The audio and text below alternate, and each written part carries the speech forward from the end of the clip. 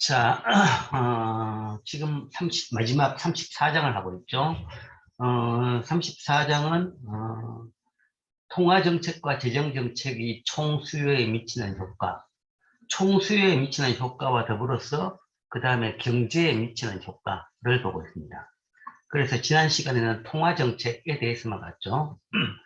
결론적으로 지난 시간에 가장 전체 내용을 요약할 수 있는 그림이 이 그림이죠.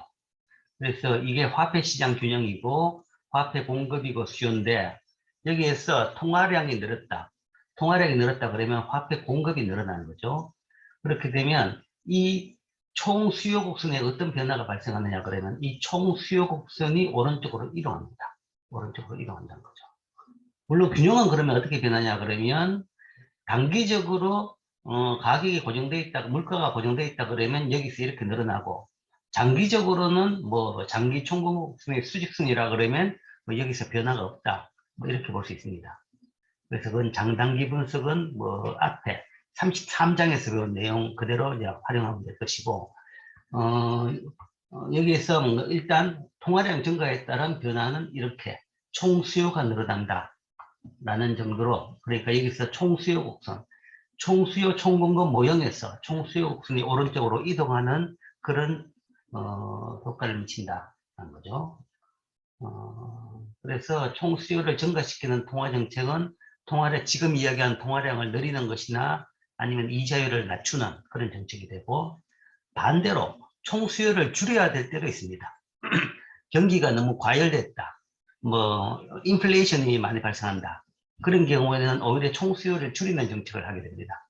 그런 경우에는 통화량을 감소시키거나 이자율을 상승시키는 정책을 할 수 있습니다. 그렇지만 이와 같은 이제 총수요를 움직일 수 있는 여지는 경제 상황에 따라 가지고 달라지는데, 뭐 조금 극단적인 상황, 유동성 함정에 빠져 있다 그러면 그때는 통화량 공급으로 총수요를 좌우 못하게 됩니다. 이 유동성 함정이라는 것은 시장의 이자율이 거의 0%에 빠져 있는 상태다라는 거죠. 그러면 실제 이제 총수요가 늘어나는 것은 통화량이 늘어나고 이자율이 떨어져서 투자가 늘어나서 총수요가 늘어나는데, 여기서 이자율이 거의 0%에 있기 때문에 더 이상 안 떨어지는 거죠. 더 이상 안 떨어진다 그러면 투자에 영향도 못 미치는 것이고, 그렇게 되면 통화정책은 거의 효과가 없는 그런 상태죠. 그래서 총수요와 고용은 낮은 수준에서 빠져나오지 못하는 그런 상태에 처해지게 됩니다. 1929년 대공황 같은 경우에도 그랬다라고 보고 있고, 최근에 미국 금융위기 상태 아니면 최근 코로나 상태에도 그와 비슷한 상태다라고 보고 있죠. 거의 정책금리가 0%를 지금 유지하고 있습니다. 지금도. 우리나라는 최근에 한 두 번 정도 상승시켰지만 미국, EU, 그 다음에 일본은 여전히 정책금리를 0%대로 지금 유지하고 있습니다. 그래서 현재 유동성 함정에 빠져 있는 꼴이죠. 그러면 이제 그런 경우에는 중앙은행이 아니면 통화당국이 아무것도 못하냐에 대해 가지고 그때도 할 수 있는 방법은 있다라고 하면서 보드 가이던스 이런 게 있고, 그 다음에 요즘 주로 하고 있는 것이 양적 완화입니다. 양적 완화. 그럼에도 불구하고 여전히 계속 통화량을 늘리는 거죠. 그래서 어떤 이자율 타겟에 따라가 아니라 이자율을 어디까지 낮출 때만큼 늘리는 것이 아니라 매달 일정량만큼 채권을 사들이면서 그것이 그 액수만큼 통화량을 늘리는 그런 양적 완화를 들 수 있죠. 실제적으로 지금 이제 여전히 유럽과 EU하고 미국은 여전히 양적 완화를 하고 있습니다. 최근에 테이퍼링이라고 해가지고 양적 완화의 규모를 줄이기 시작했죠. 규모를 줄이기 시작했지만 여전히 이게 양적 완화가 0이 아니고 여전히 지금 하고 있습니다. 최대한 가장 많이 할 때보다는 규모를 조금 줄였지만 여전히 하고 있는 거죠. 그래서 이 양적 완화를 통해서 지금 또 총수요를 늘리는 그런 정책을 지금 하고 있습니다. 자, 그게 지난 시간에 다뤘던 내용을 간단하게 요약하는 것이고, 자, 오늘은 이제 마지막 이슈. 요거하고 또 하나 더 있죠. 안정화 정책. 굳이 이야기하면 그렇게 두 가지 이슈가 남아 있습니다. 어쨌든 통화정책에 대해서 이제 반대쪽에 있는, 오히려 통화정책보다 더 많이 언급되는 정책이 재정정책입니다. 그래서 그 재정정책이 총수요에 미치는 효과를 보겠습니다. 재정정책이라고 하면 정부 지출과 조세에 관한 정부의 결정입니다. 그러니까 정부 지출, 예산안이라는 이야기를 하죠. 그러니까 예산을 늘리고 돈 씀씀이를 늘리는 것, 줄이는 것, 이런 거죠. 뭐 늘리는 것도 정책이고 줄이는 것도 정책입니다. 그래서 그런 정책, 정부의 결정이죠. 이 씀씀이와 더불어서 또 똑같은 수준의 정책 수단이라는 것이 세금입니다. 세금을 늘리는 것, 줄이는 것. 원칙적으로는 국가라는 것은 세금을 공공재의 공급이라는 것이 국가의 역할이죠. 그 공공재라는 것은 뭐 국가라는 것은 뭐 국가의 뭐 어떤 이 권리를 지키고 국토를 지키고 국민의 안전을 지키고 그 다음에 거기에 따라 필요한 또 정책을 하는 것이고 이제 그런 것을 하려고 그러면 돈이 든다라는 겁니다. 즉 국방을 유지하려면 돈이 들고 치안을 유지하려고 그러면 국내 치안을 유지하려면 또 경찰력이란 돈이 들고 그 다음에 공공 서비스, 행정 서비스, 뭐 등록이랄까, 뭐 법률 분쟁이랄까 여러 공공 서비스를 제공을 하죠. 이런 공공 서비스에도 또 돈이 듭니다. 그 다음에 여기다 플러스 최근에는 이제 국가가 뭐 국민 복지까지도 책임을 지어야 된다라고 하면 거기 또 돈이 드는 거죠. 어쨌든 그런 식으로 국가가 필요한 돈이 있다. 그러면 그 돈을 세금으로 걷어 가지고 쓰는 것이 국가가 하는 겁니다. 세금을 걷어서 국가가 쓰는 거죠.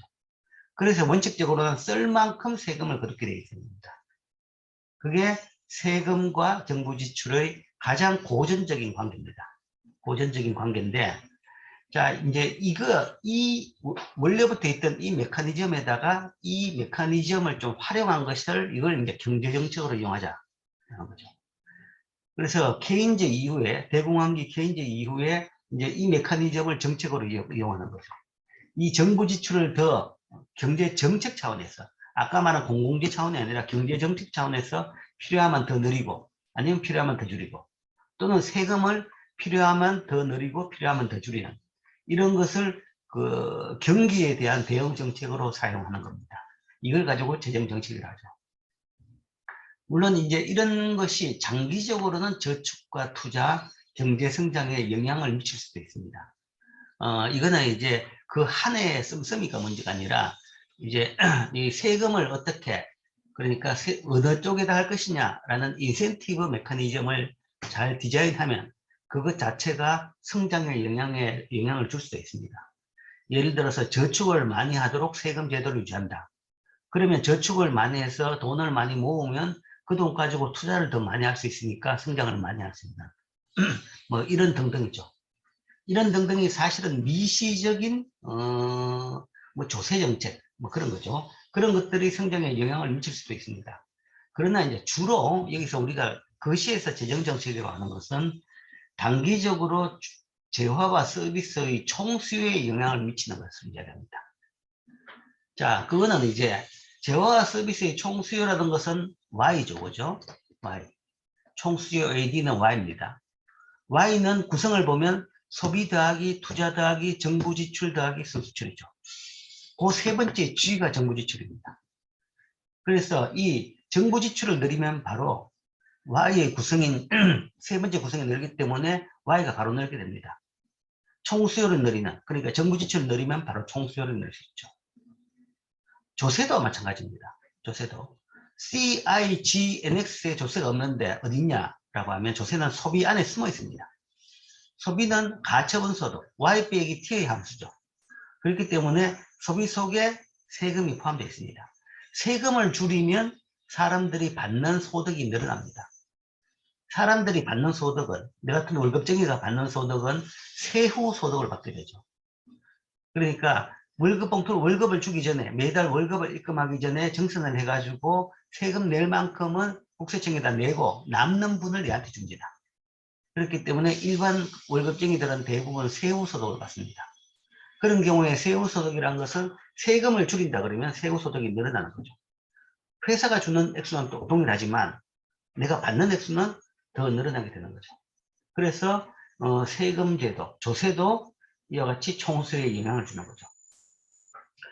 자, 이때 이제 이게 중요한 또 하나의 이제 주위에 조금 어려운 개념이 등장합니다. 영향을 주가지고 그게 총수요에 영향을 줘서 경기 변동에 아니면 경기에 대한 정책으로 사용을 할 수가 있습니다. 할 수가 있는데 여기에 이제 조금 좀 다른 직접적이지 아니라 간접적으로 발생하는 현상이 있습니다. 그것을 성수효과, 밀어내기 효과. 그러니까 재정정책, 특히 정부 지출에서 조세도 마찬가지지만 여기서 발생하는 효과가 일반적으로 성수효과. 이건 바로 보겠지만 실제적으로 처음에 정부가 쓰는 지출액보다 훨씬 더 총수요를 많이 늘리게 됩니다. 그런 효과가 발생한다. 라는 것이 하나가 있고, 왜 자꾸 이러나? 그 다음에 밀어내기 효과는 실제 재정 지출을 통해 가지고 이 총수요를 늘리는 효과가 있었지만 반대로 그것 때문에 시장에서의 이자율이 오름에 따라 가지고 투자가 줄어드는, 투자를 밀어내버리는 그런 효과도 발생합니다. 즉 부작용이죠. 그러니까 당초 성수효과만큼 효과가 안 나타나고 실제적으로는 일부 효과가 사라져버리는 그런 효과를 우리가 밀어내기 효과라고 이야기합니다. 자, 뒤에 좀 더 상세하게 보겠습니다. 성수효과라는 것은 확대 재정 정책에 따른 소득 증가로, 그러니까 Y는 C 더하기 I 더하기 G 더하기 NX, 여기서 처음에 G를 늘렸다. 최근 코로나 사태 때문에 재난지원금을 한 5조 원치 국민들한테 나눠줬다 라고 하면 그때 그 5조 원이라는 것이 이 확대 재정 정책에 따른 소득 증가입니다. 5조만큼의 확대 재정 정책을 했다. 그러면 5조만큼을 사람들이 돈을 받았죠. 그러면 사람들이 5조만큼 돈이 늘었기 때문에 그것이 소비 지출로 증가합니다. 다 쓰는 사람도 있고 조금 남기는 사람도 있고, 물론 이제 재난지원금을 못 남기도록 해놨지만 사실 뭔가만 내 돈으로 쓸 걸 가지고 그걸로 대체해버리면 사실은 남기는 셈입니다. 수수이 재난지원금만큼 내가 이번 달 소비가 더 늘었다 그러면 다 쓴 거지만 대부분 사람들은 그만큼 늘지는 않습니다. 그러니까 재난지원금 가지고 평소 같으면 뭔가 하면 내 월급이나 국가 쓸 돈을 가지고 이걸 쓰는 겁니다. 그러니까 일단 이건 한 달 내에 써야 되기 때문에 한두 달 내에 써야 되기 때문에 먼저 이 돈 가지고 내 일상적인 걸 다 쓰고 있는 거죠. 그래서 실제적으로 재난지원금의 효과가 얼마냐 그러면 한두 달 내에 다 쓰게 만들었다라고 하지만 사실은 그 효과는 안 나타납니다. 사람들이 얼마를 쓸 것이냐, 그거는 이제 사람마다 다르죠. 다른데 어쨌든 소득 늘어나면 그만큼 소비 지출이 늘어나긴 하지만 소득만큼 늘어나지는 않습니다. 일부는 사람들이 저축을 하죠. 어쨌든 그래서 소득 늘어나면 소비 지출이 늘어나서 총수요가, 소비 지출이 늘어나는데 소득이 늘어나서 일단 정부 지출이 늘어나면 바로 소득이 늘어납니다. 그게 소득 증가로 늘어나는 효과고, 그 다음에 소득이 늘어나면 소비는 가처분 소득의 함수라고 그랬죠. 소득이 늘어나면 바로 또 소비가 늘어나죠. 소비가 늘어나면 또 소득이 늘어나게 됩니다. 소비 지출이 증가해서 총수요가 추가적으로 증가하는 현상, 이걸 성수효과라고 이야기합니다. 자, 그림으로 이야기한다 그러면 아까 5조 원 그랬지만 여기서는 200억 달러라고 했습니다. 200억 달러. 처음에 총수요 옥순 AD가 여기 있습니다. 이 AD의 구성을 보면 소비, 투자, 정부 지출, 순수출 이렇게 네 구성이겠죠. 그래서 이만큼 총수요가 있었는데 여기서 금융위기다. 그래서 국가가 한 200억 달러만큼 국민들한테 나눠줬다. 라는 거죠. 그러면 당장 이 폭이 200억 달러만큼 오른쪽으로 이동합니다. 오른쪽으로 이동하는데 그 200억 달러를 받은 사람은 그 돈 가지고 쓰겠죠. 그 돈을 받았으면 그 돈 가지고 차에 기름도 넣고 뭘 사 먹기도 하고 외식도 하고, 우리나라 사람은 지난주연금 받으면 우리 한우나 구워 먹자, 한우나 구워 먹고 그렇게 돈을 쓰죠. 쓰고 나면 썼다는 것은 소비가 늘어난 겁니다. 그럼 소비가 늘어나면 다시 이게 더 오른쪽으로 이동합니다. 처음에는 G가 늘어나서 늘어난 것이고, G 때문에 Y가 늘어나고, Y가 늘어나서 소비가 늘어나면 또 오른쪽으로 이동하죠. 오른쪽으로 이동하고. 그럼 소비가 늘어나서 소득이 늘어났으면 또 소비가 또 늘어납니다. 늘어난 소득 때문에 또 소비가 또 늘어나는 거죠. 이런 식으로 자꾸 옆으로 조금씩 이동합니다. 이게 이제 추가적으로 이동하는 승수효과 이런 부분. 그러니까 당초 정부 지출 늘어나서 늘어나는 Y 뿐만 아니라 그 후에 계속적으로 연속적으로 파생적으로 늘어나는 소득이 늘어나는 총수요가 늘어나는 효과, 그것을 우리가 승수효과라고 합니다.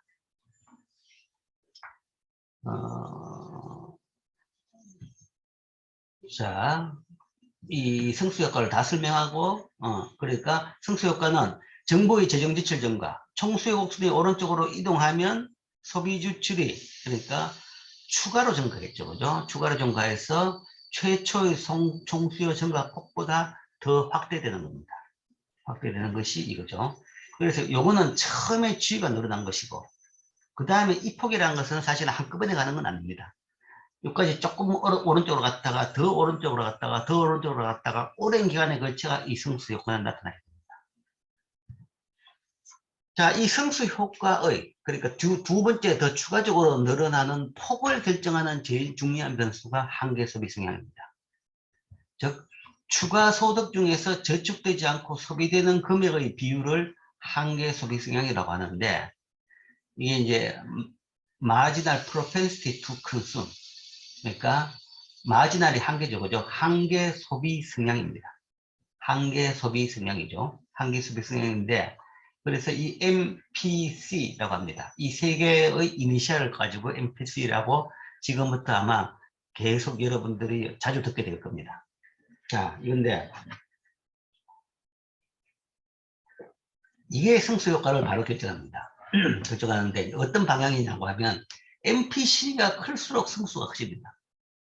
MPC가. 즉 사람들이 저축을 안 하고 돈 생기면 다 쓰기만 써버린다. 저축 안 하고 돈 생기면 달랑 다 써버린다. 그러면 우리가 조금 안 좋은 식으로 표현하는 거죠. 좀 낭비벽이 심하다. 뭐, 이 준비성이 없다.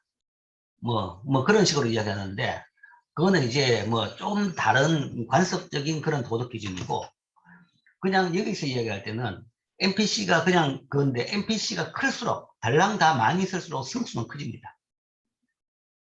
왜냐하면 승수 효과가 발생하는 것은 소득이 증가함에 따라서 소비가 증가하기 때문이죠. 소득이 증가함에 따라서 소비가 증가하고, 소비 증가하면 다시 소득을 늘린다 라고 했는데, 자 이거죠. 정확하게 승수 효과를 계산을 해봅시다. 숫자로 계산할 수 있습니다. 승수는 우리가 1 나누기 1 빼기 NPC라고 이야기합니다. NPC라고 하는데, 자 이게 어떻게 나오냐 그러면, 처음에 아까 말한 대로 아까 그 그림에서 정부 지출이 있는 것이 200억 달러였죠. 200억 달러인데, 그러면 Y는 CIG에서 G가 200억 달러 늘어서 Y가 200억 달러 늘었다. 소득이 200억 달러 늘었다. 라고 계산됩니다. 그러면 소득이 200억 달러 늘었으면 그게 소비 안에 있는 가처분 소득을 200억 달러 늘려가지고 소비를 늘리게 되겠죠. 그럼 소비를 얼마나 늘리냐? 그러면 MPC 곱하기 200억 달러만큼 늘립니다. 소득이 200억 늘었지만 200억 늘은 소득을 다 쓰는 건 아니죠. 얼만큼 소비를 하냐 그러면 MPC만큼 소비합니다. 이게 늘어난 소득에서 소비하는 부분이죠. 보통 이제 이 MPC가 어느 정도냐 그러면 뭐 대부분 선진국에서는 한 0.8 정도는 됩니다. 7, 8, 뭐 9까지 가기도 합니다. 80%, 80% 정도. 뭐 옛날 뭐 우리나라는 뭐 한때 이게 한 0.6 정도 굉장히 저축을 많이 했는데, 우리나라도 옛날에 비해서 이제 많이 경제가 발전하면서 오히려 사람들의 MPC는 높아졌어요. 소비 성향이 높아졌다라고 볼 수 있는데, 그래서 대부분 선진국에는 이게 한 0.8 정도, 뭐 그 정도 됩니다. 그 정도인데, 그 이야기는 이게 80%를 소비를 한다라는 거죠. 그럼 80% 소비하면 뭐 어쨌든 MPC 곱하기 200억 달러만큼 소비를 했다. 그러면 그 소비한 만큼 다시 또 소득이 늘게 되는 거죠. 소득이 는다. 그러면 소득이 늘어가면 이만큼 소득이 늘었다 그러면 그 소득이 늘면 그 늘어난 소득이 다시 또 소비를 늘게 되겠죠. 그 소비는 얼마냐 그러면 MPC 곱하기 200억 달러에다 다시 MPC를 곱한 만큼 넣는다 그랬죠. 그래서 2단계에서 넣은 것은 MPC의 제곱 곱하기 200입니다. 그 다음에 3단계에서는 다시 여기다가 또 MPC만큼을 또 더 소비가 늘겠죠. 그래서 3성. 4단계에서는 4성, 5단계는 5성, 이런 식으로 쭉 늘어납니다. 그게 이제 처음 200억 달러의 정부 구입, 정부 지출의 증가에 따라 가지고 연쇄적으로 늘어나게 되는 총수요 증가가 이렇게 쭉 합의되는 거죠. 그래서 이게 처음에 처음이라 그러면 이게 1단계로부터 쭉 나오는 것은 추가적으로 늘어나는 그런 부분입니다. 그럼 처음 정부 지출, 정부 구입 증가에 따라 가지고 총수요는 얼마가 늘어나느냐? 구체적으로 계산하려고 그러면 이걸 다 더하면 됩니다. 요걸 다 더하면 자, 요걸 다 더하면 요거 200억 달러. 첫 번째 항이 이거죠. 1 더하기 200억 달러. 1 곱하기 1 곱하기 200억 달러. 두 번째 항은 MPC 곱하기 200억 달러. 세 번째는 MPC 제곱 곱하기 200억. 네 번째는 MPC 삼성 곱하기 200억. 쭉 다죠. 이런 식으로 이걸 쭉 다 더해가지고 이게 200억 달러 곱한 만큼 총수요가 늘어나는데, 요 관로 안의 합은 여러분들이 수학 시간에 배웠을 겁니다. 소위 무한 등비급수. 순열이죠, 그죠? 순열. 계속 똑같은 값만큼 전항보다 제곱을 더 곱했는 것. 이걸 쭉 더한 겁니다. 더하면 이거는 식으로 계산할 수 있습니다. 무한 등비급수의 합은 얼마냐? 요 관로 속의 합의 식이 바로 요겁니다. 이 성수입니다. 이게 성수라는 거죠. 이만큼 이래 늘어난다. 자, 그래서 아까 이야기했죠. 성수는 MPC가 클수록 성수가 크다라고 했습니다. 그럼 우리 한 숫자 예를 들어 봅시다. 아까 대부분 선진국들은 한 0.8, 0.9, 7, 8, 9 정도다. 0.8이다 생각해 봅시다. MPC에 0.8을 넣는다 그러면 MPC는 0과 1 사이 값인데 그중에서 0.8을 집어넣으면 1 빼기 0.8 하면 0.2죠. 그럼 0.2분의 1이라 그러면 성수는 5가 됩니다. 즉 우리가 재난지원금 5조 원을 뿌리면 성수 효과에 따르면 여기다가 곱하기 5의 효과가 난다. 소득이 25조 늘어난다라는 겁니다. 총 소득이 25조가 늘어난다. 총 수요가 25조가 늘어난다. 그 효과가 생긴다라는 겁니다. 단기는 사실은 물가 수준이 고정된 상태를 이야기합니다.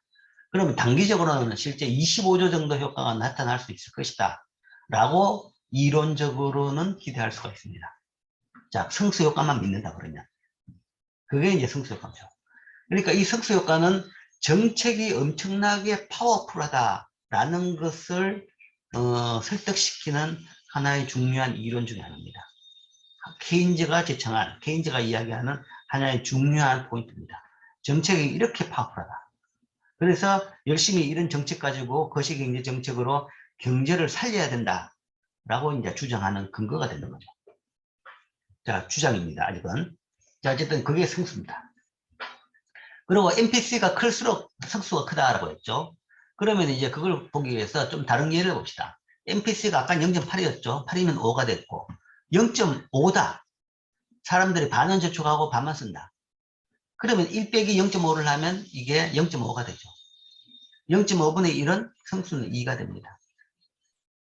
MPC가 0.5로 줄면 성수는 2로 주는 거죠. 그래서 MPC가 클수록 성수는 크고 MPC가 0.8이면 성수가 5였는데 MPC가 0.5라 그러면 성수는 2로 떨어져 버리는 거죠. MPC가 높을수록 성수는 커지는 겁니다. 즉 정책의 효과가 커진다 라고 이야기하는 거죠. 그래서 이걸 이제 어떤 책에는 보면 절약의 역설이라는 표현을 씁니다. 절약의 역설. 그러니까 사람들이 절약을 많이 할수록 절약을 많이 한다는 것은 MPC가 낮은 겁니다. 저축을 많이 하는 거죠. 저축을 많이 할수록 정책 효과는 떨어진다. 반면 사람들이 절약을 많이 안 하고 아까 말한 대로 달랑 다 써버린다. 낭비백이 많다. 그럴수록 뭔가 하면 정책의 효과는 커집니다. 그러니까 낭비백이 많고 많이 써버린다. 이게 좋고 나쁘고 그런 문제가 아니라 이거는 이제 그건 다른 차원의 문제죠. 다른 차원의 문제고 여기서 성수 효과를 따져봤을 때는 오히려 사람들이 많이 쓰면 쓸수록 성수 효과는 더 커진다 라고 나타납니다. 자, 그런데 성수 효과를 본다 그러면 정책은 굉장히 파워풀하다 라고 하는데 실제 이제 여기에 조금 찬물을 끼얹는 이제 반대 효과가 있습니다. 그것이 아까 이야기했던 밀어내기 효과입니다. 밀어내기 효과는 확대 재정 정책에 따른 이자율 상승으로 투자가 감소해서 총 수요의 일부가 상쇄되는 현상입니다. 자, 정부 지출이 늘면 거기에 따라서 소비가 계속 늘고 계속 소득이 느는 효과가 발생하는데, 반대로 뭔가 하면 소득을 줄이는, 총수요를 줄이는 효과가 동시에 발생하는 부분입니다. 즉, 확대 재정 정책에 따라서 이자율이 상승합니다. 왜 그러냐 그러면 뭐 이자율이 왜 상승하냐, 난데없이 정부 지출을 늘리려 그러면 어떻게 늘리느냐 거죠. 재난지원금을 주려고 그러면 어떻게 줬느냐, 기존에 예산은 다 짜져 있습니다. 그래서 쓸 만큼 세금을 딱 그렇게 되어 있습니다. 여기에 추가로 뭔가 5조 원 더 써야 되겠다라고 한다 그러면 그만큼 5조 원을 빌려와야 되는 겁니다. 시중에서 빌려와야 되는 거죠. 시중에서 5조 원을 돈을 찍는다 그런 개념은 아닙니다. 그건 통화정책하고 완전히 다른 개념이고, 그런 차원에서 통화정책가 돈을 찍기는 못하게, 어느 나라도 법적으로 못하게 되어 있습니다. 채권을 발행하는 거죠. 물론 그 채권을 비상시에는 중앙은행이 사줄 수는 있지만, 그거는 진짜 아주 예외적인 경우고, 일반적으로 채권을 발행해서 돈을 조달합니다. 채권을 발행한다는 것은 실제 돈 있는 사람한테 돈을 빌려오는 거죠. 그래서 시중에서 돈을 5조 원만큼 빌려오려고 그러면 채권을 발행하게 되면 그만큼 시중에서 이자율이 오르게 되죠. 쉽게 생각해서 시중에서 쓸 수 있는 돈이 딱 일정하게 일정액이 있다. 그게 이제 그걸 이렇게 누가 쓰고 누구 쓰고 어떤 기업이 쓰고 다 쓰게 되어 있는데, 그 돈 중에서 뭔가 5조 원을 국가가 들고 가야 된다. 그러면 결국 누가 써야 될 5조 원을 못 쓰게 되는 거죠. 총액이 변화없다면 그렇게 되는 것이고, 물론 이제 총액도 이자율에 따라 변하게 되겠죠. 그렇게 되면 그 다음에 뭔가 하면 어떻게 조금 조정은 발생하겠지만, 어쨌든 추가로 정부가 5조를 더 쓴다 그러면 그 돈이 더 필요하기 때문에 이자율이 상승하게 되고, 그 다음에 누군가 5조 원이 다 아니라도 어느 만큼은 투자가 줄어들게 됩니다. 그럼 투자가 줄어들면 총수요가 줄어드는 거죠. 투자가 줄어들면 총수요가 일부 줄어드는 거죠. 이것을 밀어내기 효과라고 이야기합니다. 밀어내기 효과. 그러니까 정부 지출이 민간 투자를 밀어냈다라고 얘기하죠. 즉, 정부의 재정 지출 증가는 총수요 곡선이 오른쪽으로 이동하는데, 이에 따라 가지고 균형 이자율이 상승합니다. 균형 이자율이 상승하고, 그러면 그것이 투자를 줄이면 총수요를 왼쪽으로 이동시키는 감소시키는 요인으로 작용하게 되는 거죠. 즉, 화폐시장 균형을 본다 그러면 화폐시장에서 통화 공급은 변화가 없습니다. 그대로죠. 아무 이야기 안 했으니까. 여기에서 정부 지출, 그러니까 정부 지출을 더하기 위해서 200억 달러를 더 쓰기 위해 가지고 이 채권을 발행했다. 그 이야기는 화폐시장에서 200억 달러만큼, 이 폭이 200억 달러입니다. 이 폭만큼 수요가 늘어난 겁니다. 민간은 그대로 있는데 정부의 수요가 늘어났죠. 그래서 총수요가, 이 화폐 수요가 이렇게 오른쪽으로 200억 달러만큼 이동했고, 그러면 거기에 따라서 이렇게 이자율이 오르는 거죠. 그럼 이자율이 오른다 그러면 그 총수요 곡선에 있는 투자 속에 이자율이 있는데, 그만큼 투자가 떨어지는 거죠. 그러면 성수효과서 이야기하는 부분이 성수효과까지 딸리면 이까지 갔겠죠. 이까지 가겠지만 그 다음 일부 쪽이 뭔가 하면 일부가 이 투자 감소에 따라 가지고 이만큼 줄어드는 겁니다. 그 결과 총수요의 최종 증가분의 일부가 상쇄돼서 왼쪽으로 이동하게 되는 거죠.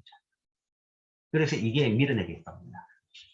결국은 뭐가 얼마만큼 더 클 것이냐라는 거죠. 극단적인 경우에는 이 밀어내기 효과가 원위치까지 이동할 만큼 클 수도 있습니다. 물론 어떤 경우에는 밀어내기 효과가 아주 미미해서 성수 효과가 굉장히 크다, 여전히 크게 남아있다라고도 할 수 있겠죠. 그렇지만 어쨌든 당초의 성수 효과만큼 효과는 나타나지 않는다라는 것이 현실입니다. 자, 밀어내기 효과. 그래서 이제 재난지원금과 같은 요즘 이제 이 정치 시즌이라서 이 재정정책에 대해서 많이 이야기합니다. 뭐 국가가 돈을 많이 써서 국민들한테 나눠주자라는 거죠. 나눠주자라는 것이 뭔가 하면 이런 재정정책을 하자는 얘기입니다. 재정정책. 그리고 이런 재정정책이라는 것이 성수효과를 통해서 Y를 늘린다라고 알고 있는 거죠. 그게 옳은지 틀린지는 모르겠지만 알고 있기 때문에 이제 그런 주장을 한 겁니다. 경제적으로 이런 정책이 더 타당하다라고 주장한 겁니다. 자, 그런데 이제 결론은 뒤에 나중에 다시 보겠지만, 그렇지만 이제 그 재정 정책의 효과는 이 밀어내기 때문에 상당히 줄어든다. 당초 성수 효과는 많이 줄어든다라는 게 있습니다. 그 다음에 사실은 더 있어요. 더 있는데 직급 수준에는 못 배우죠. 개방 경제를 배운다 그러면 거기에는 그 다음에 이 환율 효과가 있습니다. 환율 효과가 있기 때문에 이 성수 효과는 대부분 외국으로 유출이 되어버립니다. 이제 그게 또 하나의 문제입니다. 또 하나의 문제인데 그거는 이제 2학년 때 여러분들이 거시경제학을 배우면 또 더 상세히 배우게 될 겁니다. 자, 이상이 재정정책에 대한 이야기고 그 다음에 세금에 대한 이야기, 조세정책입니다. 넓은 의미에서 이것도 재정정책으로 이야기하는데 세금 변동에 대한 조세정책. 세금 변동은 재정정책의 또 다른 수단입니다. 수단인데 뭐 거의 재정정책 설명하고 같다고 보면 됩니다. 같다고 보는데 방향만 반대입니다. 그러니까 정부 지출을 늘리는 것은 세금을 낮추는 거하고 동일한 겁니다. 그래서 소비 지출을 증가시켜서 총수요 곡선을 오른쪽으로 이동시키는 그런 효과입니다. 물론 이제 효과의 양은 조금 차이가 납니다.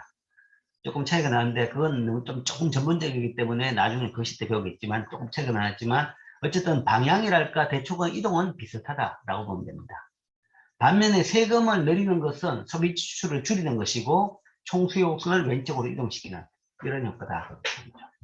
그래서 세금 변동도 조세 정책도 그러니까 정부 구입 정책하고 정부 지출 또는 정부 구입 뭐 용어를 혼자 하고 있죠. 그 정책하고 같은 효과를 낸다라고 볼 수 있습니다. 세금 변동에 따른 총수요 변동폭은 승수 효과와 밀어내기 효과의 영향을 받습니다. 그래서 동일하게 재정정책 앞에 정부 구입 정책하고 동일한 그 효과다. 그렇기 때문에 승수 효과, 밀어내기 효과 정확한 액수는 좀 다르지만 거의 비슷한 식으로 작동합니다. 그런데 이제 추가적으로 세금은 조금 다른 효과가 있다라고 이야기하는 것이 가계가 세금 변동을 영구적인 조치로 인식하는가 일시적인 조치로 인식하는가에 따라서 효과가 다르다라고 합니다. 이게 이제 리카디안 이퀴벌런스라는 건데 실제 가구가 이게 아주 일시적인 효과다라고 생각한다 그러면 다시 이 세금을 환수할 거다라고 예상하기 때문에 별로 효과가 없어요. 그렇지만 세금 변동이 완전히 영구적인 효과다. 그러면 앞에서 말한 대로 이 성수효과, 밀어내기 효과. 그러니까 정부 구입 증가 변화하고 거의 똑같은 정도, 비슷한 정도의 효과를 낼 것이다. 라고 볼 수 있습니다.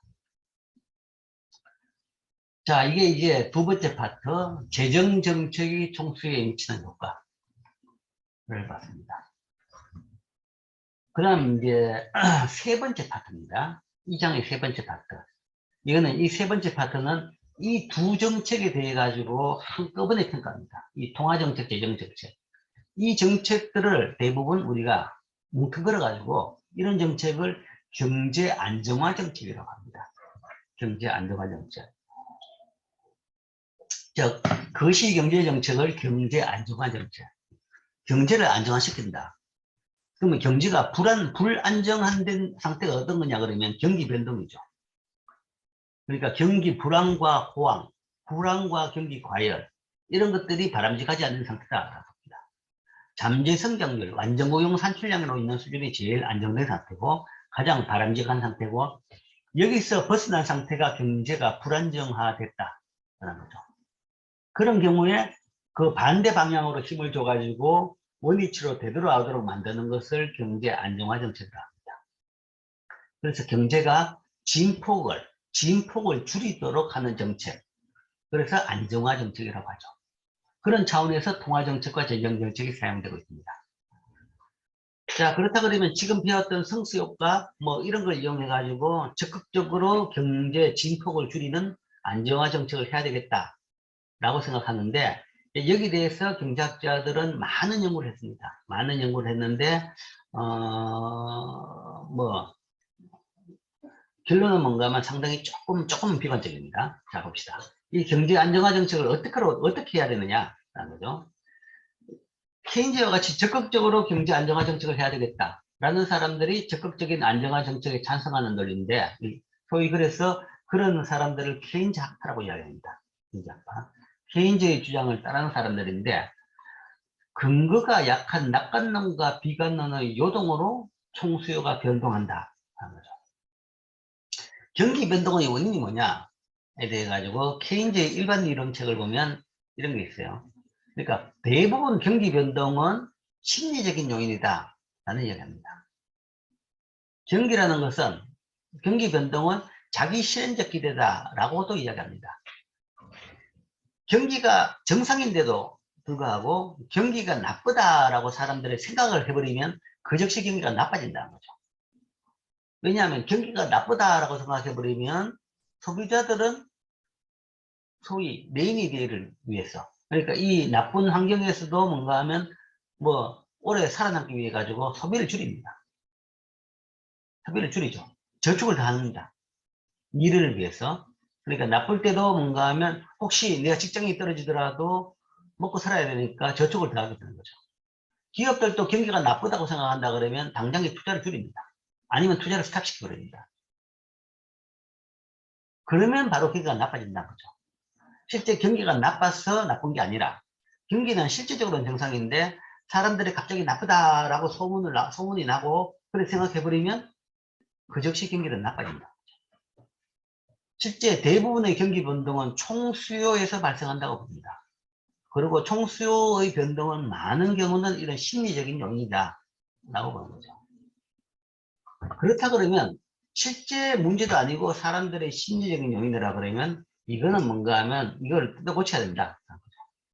그래서 이런 문제 때문에 경기 변동이 발생했다 그러면 정부가 통화정책과 재정정책을 사용해서 총수요를 안정화시켜야 된다.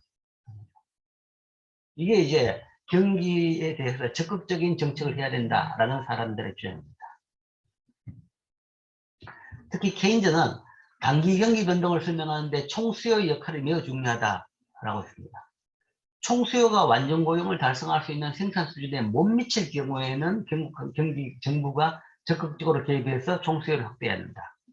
그러니까 사실 아무 문제가 없는데 사람들의 심리적으로 갑자기 위축돼 가지고 총수요가 줄었다. 그래서 실업자가 발생했다.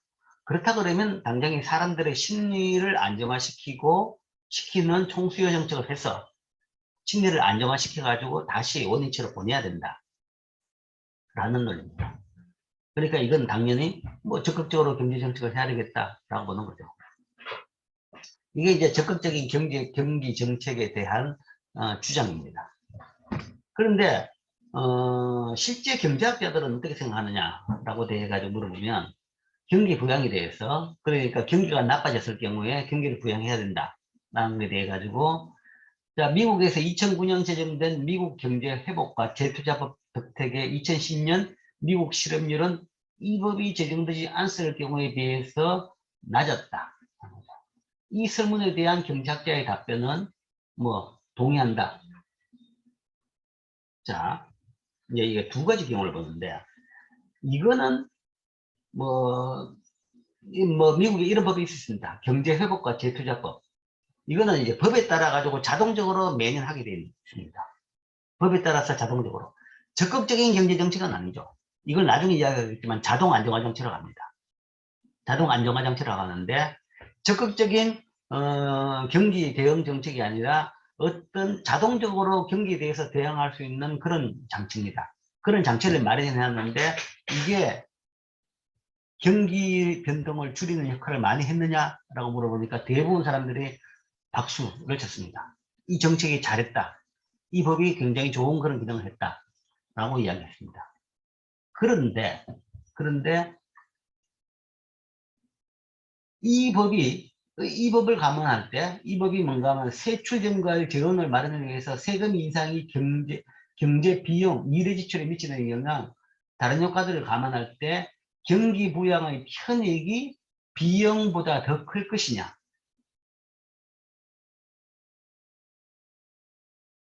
경기 부양의 편익이 비용보다 더 클 것이냐. 이런 정책을 통해 가지고 이런 모든 정책은 이제 뭐 비용이 있는 거죠. 비용이 있는데 물론 그것도 뭔가 하면 세금을 통해 가지고 조달해서 그 정책을 하는 겁니다. 그러면 이 정책이 편익이 비용보다 더 클 것이다. 그러니까 이 정책이 바람직하다라고 하면 거기에도 동의가 훨씬 더 많죠. 물론 이제 앞에보다는 비동의나 불확실 비용이 부분이 더 늘었습니다. 늘었는데 그 이야기는 더 늘어난 부분은 사람들은 그 정책이 일부 비용이 있었다라는 거죠. 그럼 그 비용이 무엇이냐? 그 비용이 따라 가지고 그 뭐 국가 부채가 늘어나서 미래에 일어날 수 있는 다른 효과, 즉 미래 세대한테 일부 뭔가 하면 국가 부채를 짐으로 조금 줬다, 뭐 이런 효과가 있다는 거죠. 그런 효과를 따진다 그러면 조금 그 효과는 낮아진다, 뭐 이런 식으로 뭐 사람들이 어쨌든 그런 정책은 효과가 있었다라고 보는 거죠.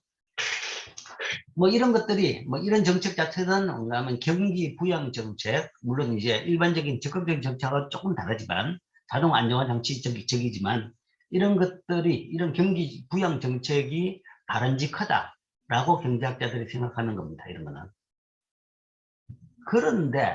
그런데 적극적인 안정화 정책에 대해서는 대부분 경제학자들이 반대합니다. 대부분 경제학자들이 반대한다는 거죠. 왜 반대하냐 그러면 정부 정책은 경제 성장 촉진과 물가 안정 등 장기적인 목표를 달성하기 위해서 사용돼야 한다는 거죠. 단기 경기 변동은 자체적으로 해결되도록 놔둬야 된다고 합니다. 자체적으로 해결된다는 것은 우리가 33장에서 배웠는 총 공급 곡선이 시간의 지남에 따라 가지고 이동하면서 다시 와이바로 되돌아가는 거죠.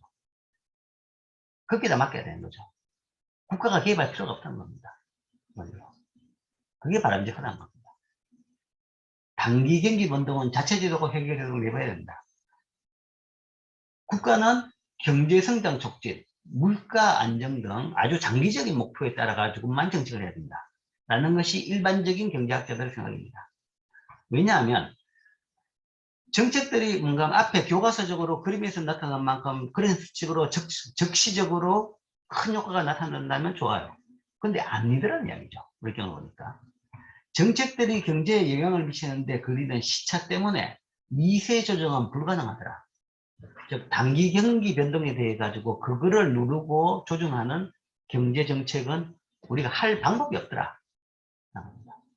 할 방법이 없더라. 왜냐하면 자 경기가 불황이다. 몰라요. 경기가 불황인지 몰라요.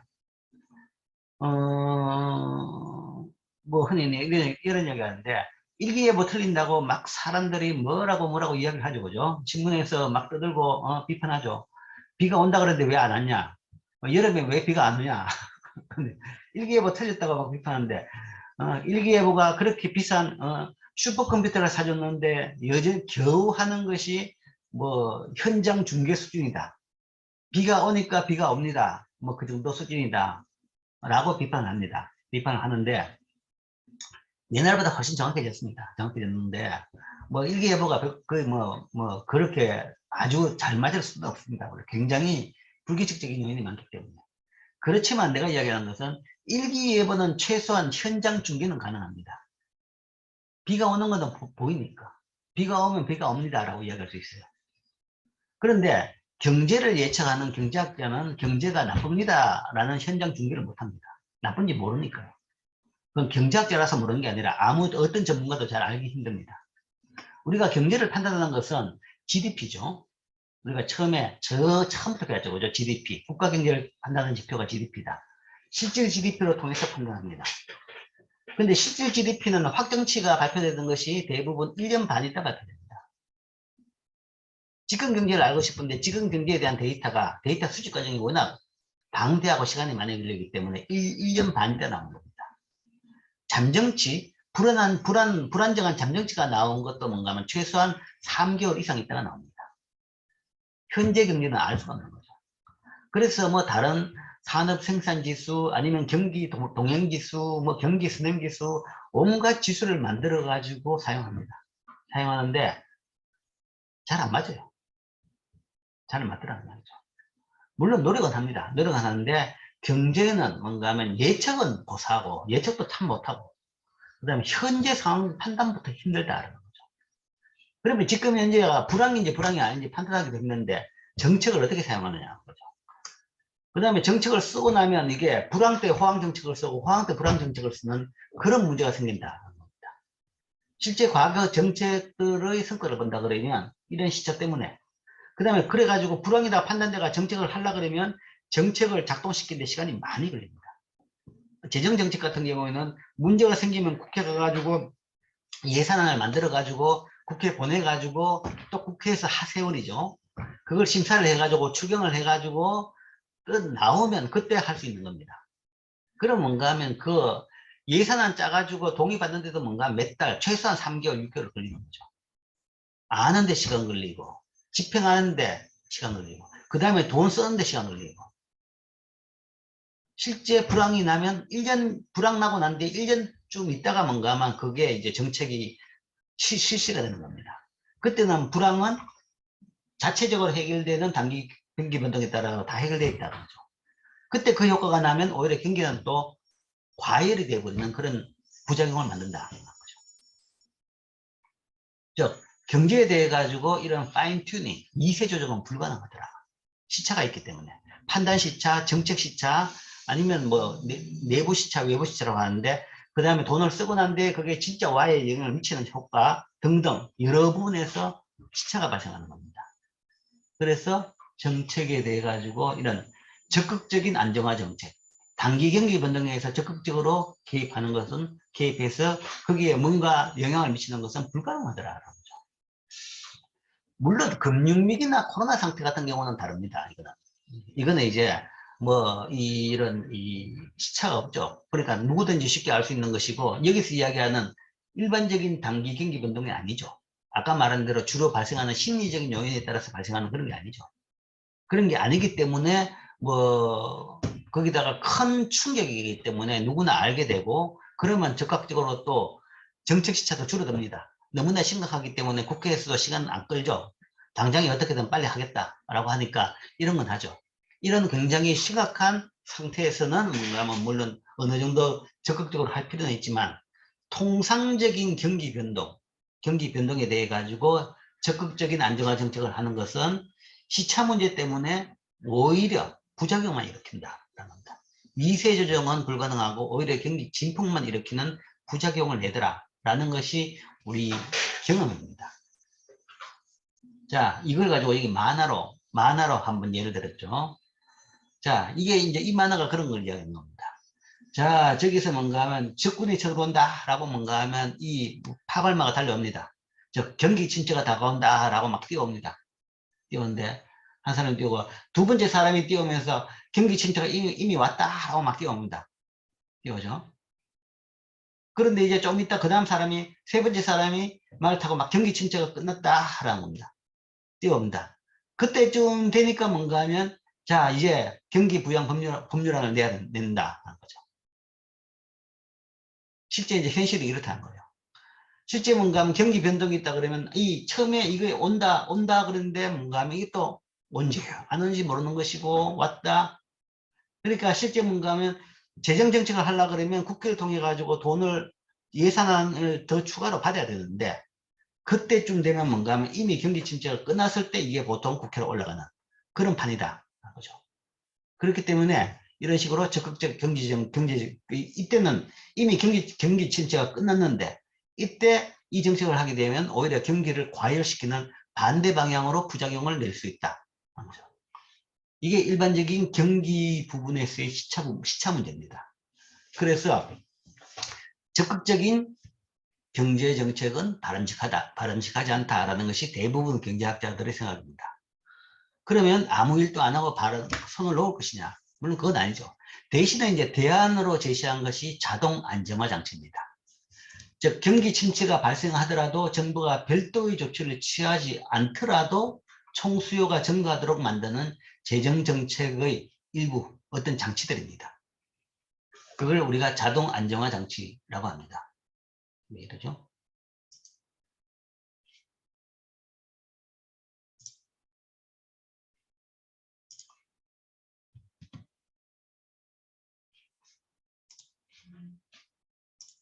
마지막 장은. 자, 그러니까, 뭐, 이런 것들이 이제 예를 보면 쉽게 할 수 있죠. 조세 정책이나 일부 정부 지출, 세금이라든지 일부 정부 지출인데 가장 대표적인 것이 실업급여입니다. 실업급여. 가장 대표적인 자동 안정화 장치가 실업급여로 됩니다. 실업급여는 실업자들한테 내가 실업당했다 라고 하면 자동으로 가서 뭔가 하면 신고하면 거기에 대해 가지고 심사를 해서 사유가 맞으면 뭐 평소 받던 돈의 일부만큼을 줍니다. 물론 뭐 계속 주는 건 아니라 일정 기간 동안 주는 거죠. 자, 이거는 뭔가 하면 경기가 나쁘든 좋든 관계없죠. 실업자가 실업됐으면 가서 받는 겁니다. 자, 이게 왜 자동 안정화 장치냐? 경기가 나쁘면 실업자가 많아지겠죠. 그러면 더 많은 사람들이 가서 실업급여를 받는 겁니다. 경기가 좋으면 실업자가 줄겠죠. 그러면 실업급여를 받아가는 사람이 줍니다. 그러면 지출이 주는 겁니다. 정부 지출이 주는 거죠. 경기 변동에 따라서 경기가 나쁘면 늘어나고 실업급여 지출이 늘어나고 경기가 좋으면 줄어드는 자동적인 총수요 변동이죠. 경기에 따라서.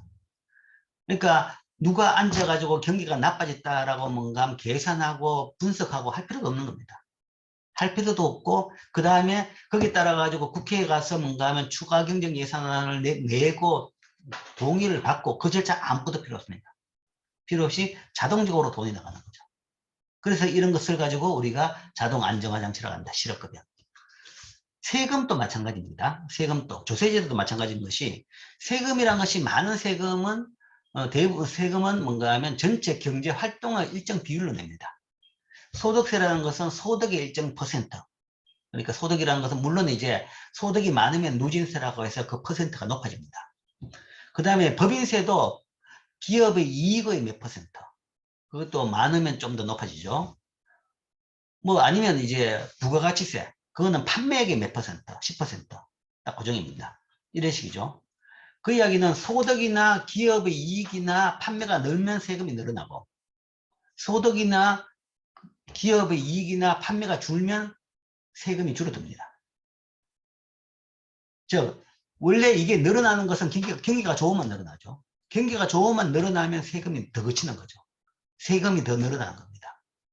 반대로 경기가 나쁘면 소득도 줄고 기업의 이익도 줄고 매출액, 판매액도 주는 거죠. 식당이나 가게의 판매액도 주는 거죠. 그렇게 되면 자동적으로 거기에 일정 퍼센트가 되는 세금은 줄게 됩니다. 그래서 세금 제도도 이 퍼센트로 되어 있기 때문에 이거 자체가 자동적으로 자동 안정화 기능을 한다, 장치를 한다라는 겁니다. 경기가 나쁘면 자동적으로 세금이 적게 그치고 경기가 좋으면 자동적으로 세금이 더 많이 그치는 그런 기능을 하게 됩니다. 그 다음에 이제 또 하나 들 수 있는 것이 일반적인 복지제도도 마찬가지입니다. 복지제도라는 것은 이제 필요한, 그러니까 복지가 필요한 사람, 그러니까 뭔가 필요하고 뭔가 힘든 사람한테 주는 것들이죠. 경기가 나쁘면 힘든 사람이 많아지는 거죠. 그러면 당연히 그 복지 지출이 늘어난 겁니다. 그리고 경기가 좋다 그러면 그때는 힘든 사람이 줄어들 겁니다. 줄어들면 당연히 또 복지 지출은 줄게 됩니다. 뭐 그런 것들이 다 자동 안정화 장치다. 거죠. 그래서 일반적으로 이런 적극적인 경기 변동에 따라 가지고 정책을 하는 것보다는 이런 실업급여, 복지제도 아니면 뭐 기존에 있는 조세제도 이런 걸 활용한 자동 안정화 장치가 훨씬 더 좋은 것이다. 시차가 없고 부작용을 안 일으키는 소위 총수요 정책, 재정 정책이 될 수 있는 거죠. 이런 정책이 바람직하지 적극적으로 경기에 대해서 개입해가지고 정책하는 것은 바람직하지 않다라는 것이 일반적인 이제 경제학자들의 생각입니다. 이제 이건 재정정책이라는 얘기고, 그렇기 때문에 이제 정책은 두 개 있었죠. 이 장의 타이틀도 그렇지만 통화정책과 재정정책. 그래서 재정정책은 당초에 케인즈가 이야기한 만큼 승수효과만큼 그렇게 굉장히 파워풀하게 보였는데 실제적으로 이 밀어내기 효과 때문에 그 효과도 많이 줄어들고 그 다음에 시차 문제 때문에 실질적으로 적극적으로 하게 되면 굉장히 문제가 많더라라는 거죠. 그래서 이런 정책을 하자.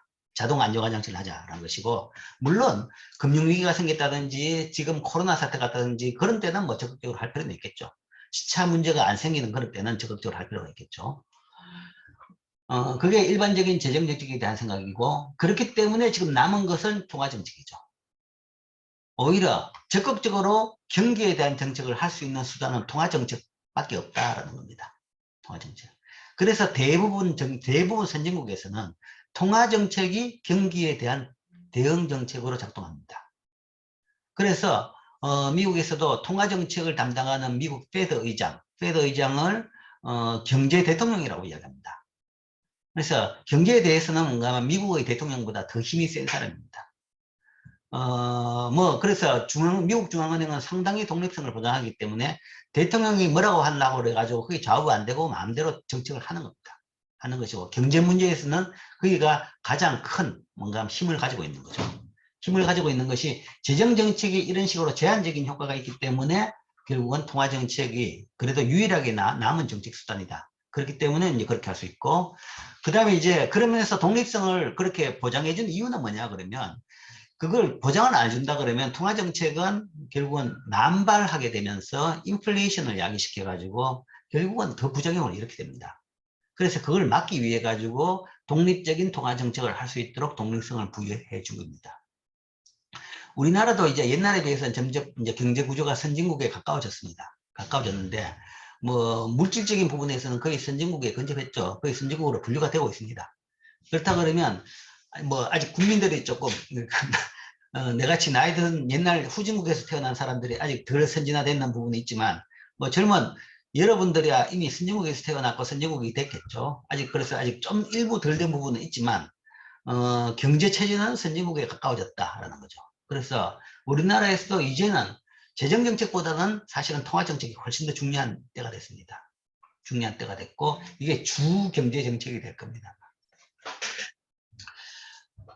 자, 그래서 이상으로 마지막 부분에서 이제 진짜 국가 경제의 경기 변동이 왜 발생하고 어떻게 발생하고, 그런 경우에 이제 정책적으로 어떻게 거기에 대해서 대응을 하는지, 이제 그 부분 통화정책과 재정정책으로 나누어 가지고 이 부분까지 총수요 총공급 모형을 통해 가지고 설명을 했습니다.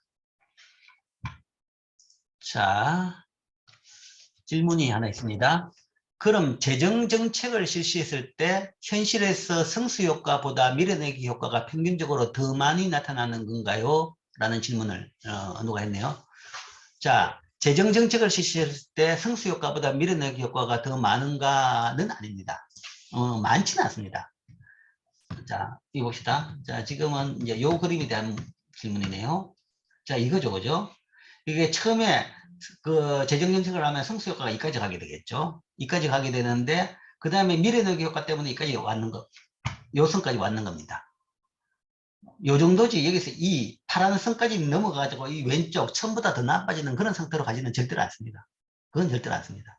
네, 이것보다는 많이 줄어든다라는 거죠. 많이 줄어들고 성수가 1 정도라는 이야기입니다. 1 정도. 성수가 1이다 그러면 100원 써가지고 100원 효과 냈다는 이야기입니다. 굳이 해야 되느냐? 그 100원은 뭔가 하면 남한테 뺏은 돈입니다. 국민들한테 뺏은 100원 받아가지고 국가가 써가지고 100원 효과 냈다는 거죠. 표현이 좀 그렇지만, 그러면 그거 가지고 있는 사람이 그냥 쓰는 거하고 별 차이 없다라는 거죠.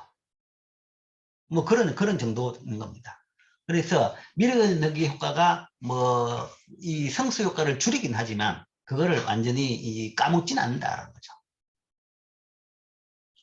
그래서 그런 차원에 보면 여전히 이 정도 효과는 생깁니다. 그러면 뭔가 하면 이제 재정정책의 효과가 어느 정도 있다라고 보겠지만, 아까 이야기했죠.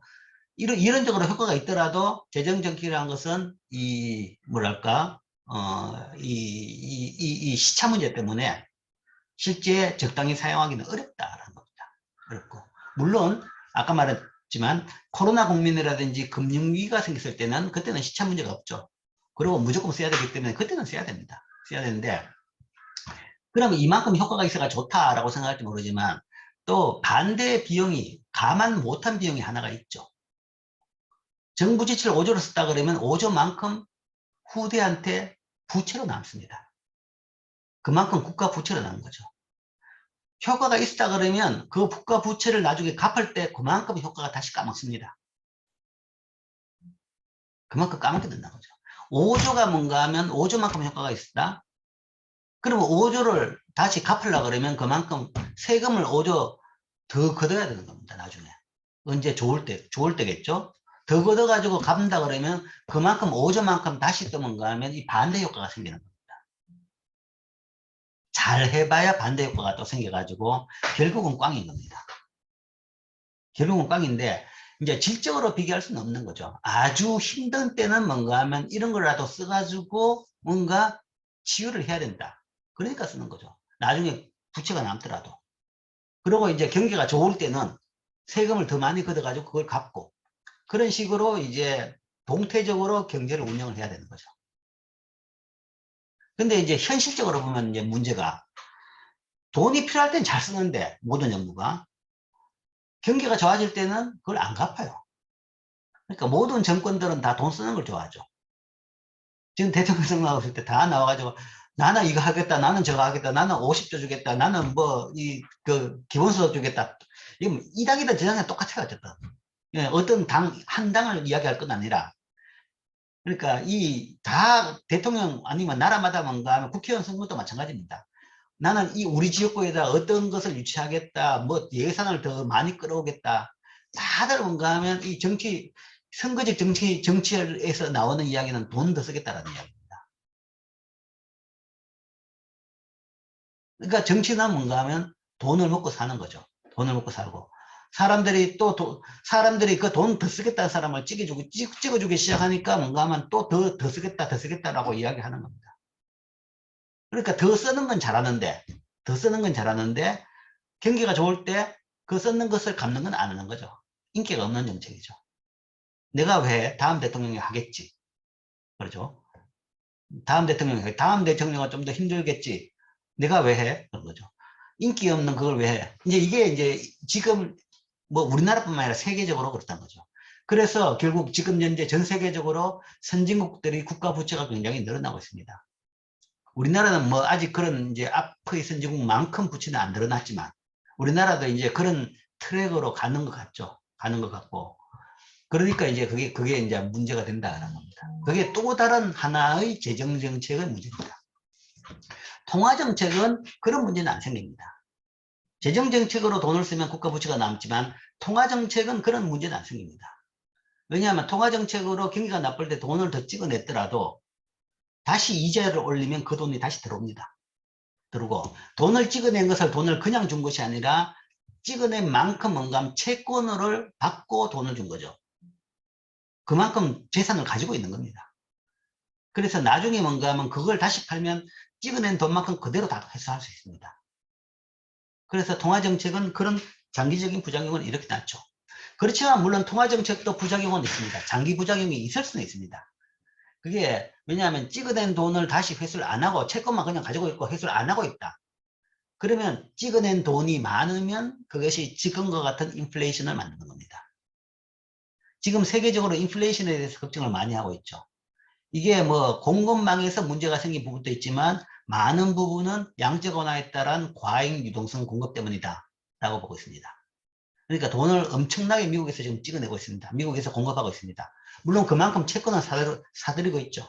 사들이고 있는데 계속 아직까지도 계속 돈이 더 추가로 나가고 있기 때문에 그 시중에 돌고 있는 그 많은 돈이 이자율은 0%는 고사하고 뭔가 물가까지도 올리고 있는 겁니다. 그래서 빨리 테이퍼링을 하라라는 지금 압력이 많은 거죠. 많고 이제는 뭔가 하면 통화정책, 통화공급 느리라, 유동성 공급 느리라는 게 아니라 물가가 더 걱정되는 판이죠. 그러면 이제 다시 되더라는 거죠. 그래 이런 식으로 돈을 다시 회수를 안 하고 있으면 이런 식으로 물가로 가게 되는 그런 부작용이 생깁니다. 그게 이제 통화정책의 부작용이죠. 부작용인데 자 이게 이제 다시 돈을 회수하는 과정은 돈을 풀어가지고 경기를 부양하는 것의 반대 현상이 발생합니다. 돈을 풀어가지고 투자가 늘어가지고 총수요가 늘었다? 그러면 Y가 좋아지죠. 그런데 이자율을 올리면 투자가 줄어들겠죠. 돈을 회수하면 투자가 줄어듭니다. 그러면 총수요가 왼쪽으로 이동하는 겁니다. 인플레이션이 너무 심하면 우리가 79년에 그 엄청난 경험을 한번 했습니다. 미국이 엄청난 경험을 했습니다. 인플레이션을 잡으려고 뭐 잡으려니까 할 수 없었죠. 통화량을 확 긴축을 하니까 실업률이 거의 한 20%까지 올라갔습니다. 15%, 20%까지 올라갔어요. 5%대 있는 실업률이 거의 15%까지 올라가고 성장률이 마이너스 10%까지 가도록 긴축을 한 겁니다.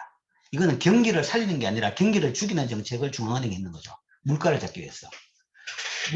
물가가 한번 오르면 잡으려면 그렇게 큰 비용이 드는 겁니다. 그게 이제 통화정책의 장기적인 비용입니다. 자, 뭐 또 다른 질문.